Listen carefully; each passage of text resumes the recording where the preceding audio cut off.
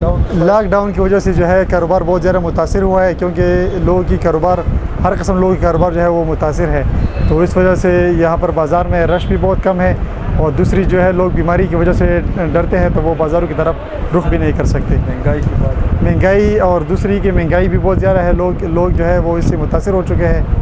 اور بازاروں میں رش بھی بہت کم ہے، اور دوسری طرف بیماری کی وجہ سے لوگ جو ہے نا وہ کم آ رہے ہیں بازاروں میں۔ پچھلے سال کی نسبت اس سال مہنگائی بہت زیادہ ہے، اس لیے لوگ مٹھائی کی طرف توجہ نہیں دیتا خریدنے کے لیے۔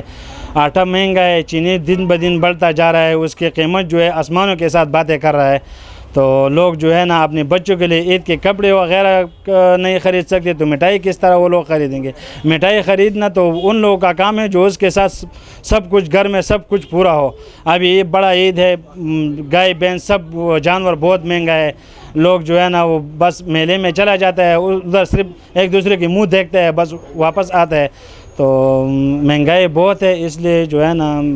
لوگ مٹھائی کی طرف دھیان نہیں دیتا۔ ہم لوگ جو ہے ہر دن بدن آگاہ کے ساتھ جو ہے نا لپڑا کرتے ہیں کہ یہ چیز اتنا مہنگا ہے، وہ لوگ بولتے ہیں کتنا یہ کیوں اتنا مہنگا ہو گیا، تو ہم اس کو بولتے ہیں یار کہ یہ چینی مہنگا ہوتا جا رہا ہے، آٹا مہنگا ہوتا جا رہا ہے، میدا مہنگا ہوتا جا رہا ہے، اس لیے